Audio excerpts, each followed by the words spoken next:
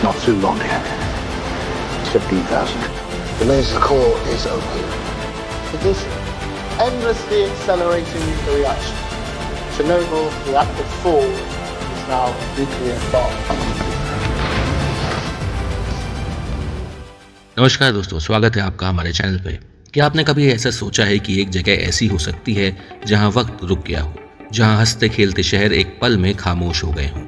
आइए आज मैं आपको लेके चलता हूं एक ऐसी कहानी की तरफ, एक ऐसी ट्रेजेडी की तरफ जिसने दुनिया को हिला के रख दिया। आज हम बात करने वाले हैं चेरनोबिल की।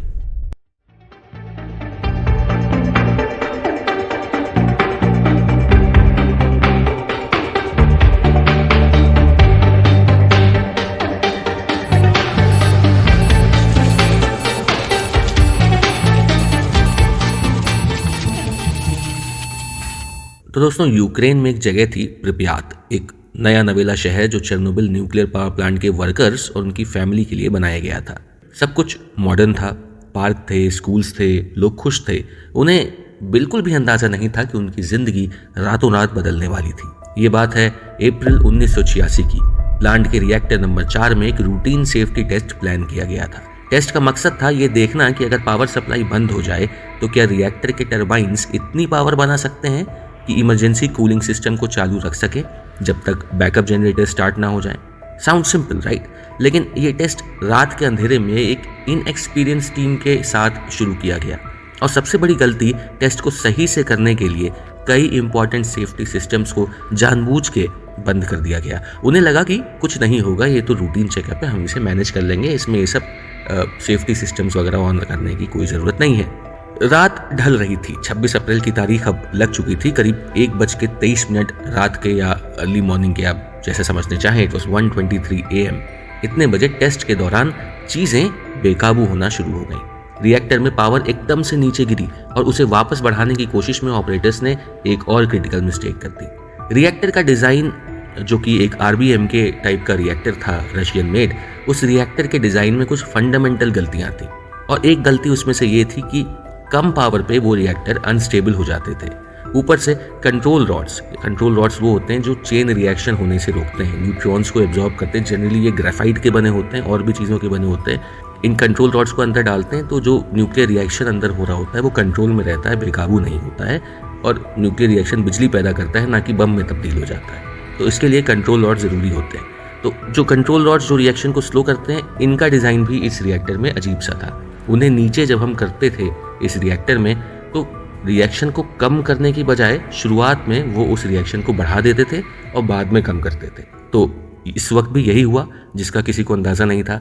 ऑपरेटर्स ने इमरजेंसी शटडाउन बटन दबाया, लेकिन कंट्रोल रॉड्स के डिज़ाइन फ्लॉ ने रिएक्शन को कम करने के बजाय एकदम से हज़ारों गुना बढ़ा दिया।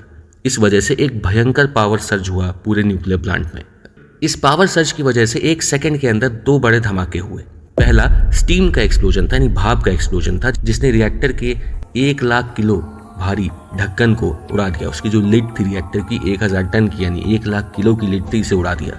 दूसरा धमाका शायद न्यूक्लियर एक्सप्लोजन था या हाइड्रोजन गैस का, जिसने रिएक्टर बिल्डिंग को पूरी तरह से तबाह कर दिया और रेडियो एक्टिव मटीरियल को हवा में फैला दिया। रिएक्टर का कोर खुल चुका था, जैसे एक खुली कब्र जिसमें से मौत का सामान इंटेंस रेडिएशन के तौर पर बाहर निकल रहा था। रिएक्टर के ग्रेफाइट ब्लॉक्स में आग लग गई, जो कई दिनों तक जलती रही और रेडियो एक्टिव धुआं आसमान में उगलती रही। प्लांट के वर्कर्स और लोकल फायर फाइटर्स फौरन आग बुझाने पहुंचे। उन्हें लगा कि ये एक मामूली आग है। उन्हें रेडिएशन के खतरे का बिल्कुल भी अंदाजा नहीं था। बिना किसी प्रोटेक्टिव गियर के वो सीधे मौत के मुंह में गए। कई लोग कुछ ही घंटों या दिनों में एक्यूट रेडिएशन सिकनेस से मरने लगे। हालांकि उनकी बहादुरी कमाल की थी, लेकिन उनकी कुर्बानी दिल दहला देने वाली थी।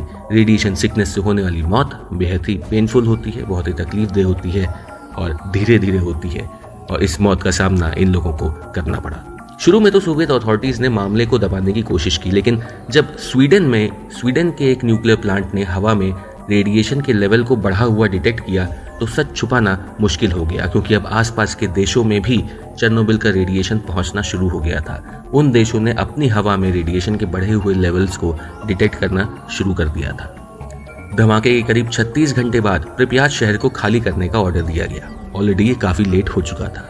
लोगों से कहा गया कि ये बस कुछ दिनों की बात है और वो सिर्फ अपना ज़रूरी सामान ले लें और अपना घर खाली कर दें।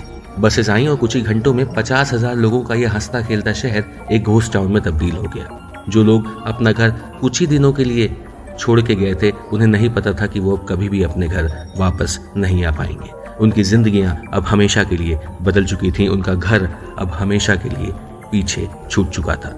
इस तबाही को कंट्रोल करने के लिए एक मैसिव क्लीन अप ऑपरेशन शुरू हुआ। करीब 6 लाख लोग, जिसमें सोल्जर्स थे, फायर फाइटर्स थे, सुरंग बनाने वाले थे, साइंटिस्ट थे, वर्कर्स थे, और इन सब लोगों को लिक्विडेटर्स कहा गया। एक कॉमन टर्म यूज हुआ लिक्विडेटर्स का। लिक्विडेटर्स ने, करीब 6 लाख लिक्विडेटर्स ने इस खतरनाक काम में हिस्सा लिया। उन्होंने हेलीकॉप्टर से रिएक्टर के ऊपर मिट्टी डाली, लेड डाला, बोरॉन नाम का केमिकल होता है वो गिराया ताकि आग बुझे और रेडिएशन कम हो। माइनर्स ने रिएक्टर के नीचे एक सुरंग खोदी ताकि रेडियो एक्टिव मटीरियल ज़मीन में ना घुसे बल्कि उस सुरंग के रास्ते से निकाला जा सके। उन्होंने कंटेमिनेटेड मिट्टी हटाई, बिल्डिंगें साफ की। ये लोग असली हीरोज थे जिन्होंने अपनी जान की परवाह किए बिना पूरे यूरोप को और पूरी दुनिया को एक बड़ी तबाही से बचाया। लेकिन इसकी उन्होंने एक भारी कीमत भी चुकाई।